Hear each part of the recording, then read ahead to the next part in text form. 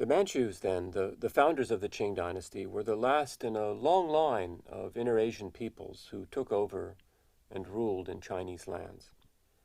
We can think of them as the successors of the Khitans, the Jurchens, and the Mongols. In fact, they were quite likely descended directly from the Jurchens who founded the Jin.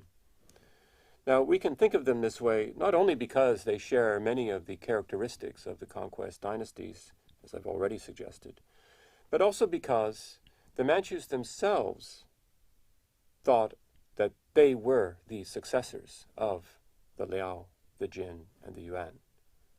And they indicated as much in the very early records we have from the early years of the 17th century when they began to organize. Now, they ruled longer than any of those people, and more successfully, I would argue. The empire that they created led directly to the birth of modern China. So for these reasons, the Manchus merit our special interest and special attention. The first question that arises then is, who were they? Where did they come from? Well, there are various ways to approach an answer to these questions. We can say that the Manchus originally came from the region between Siberia, Mongolia, China, and Korea, what's today northeast China. We can say that they descended from the Jurchens, the same people who founded the Jin, and who returned to their homeland, some of them anyway, after the fall of the Jin in the early 1200s. We can say that the Manchus were ethnically not Han, but a Tungusic people, and that they spoke a language that was very different from Chinese. The Manchu language is related to Mongolian and Turkish, much more than it's related, well, it's not related to Chinese at all. We can say that they practiced a shamanic religion, again, a kind of religion unknown among Han Chinese. And we should also point out that they were not nomads. They had a simple economy. They lived in villages. They practiced agriculture.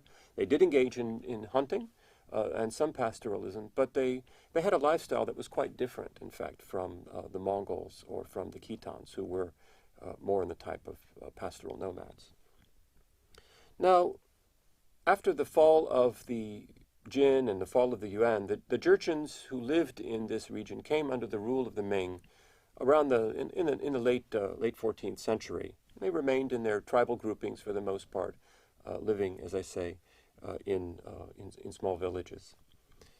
This region of the Ming was under military administration for most of the Ming dynasty.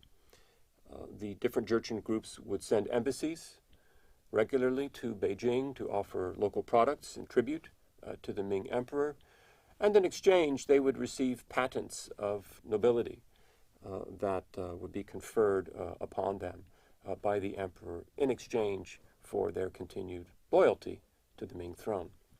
There were a few Chinese officials, military officials, in supervisory positions in different places around the Northeast, around Manchuria at this time.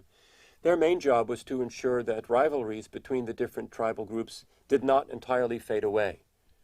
They didn't want them to get too out of hand, of course, but they also wanted to make sure that the tribes did not join up together to threaten the Ming. And this system worked relatively well for about 200 years or so, until the late 1500s, when it began to break down, and as we will see, the Jurchens succeeded in uniting once again.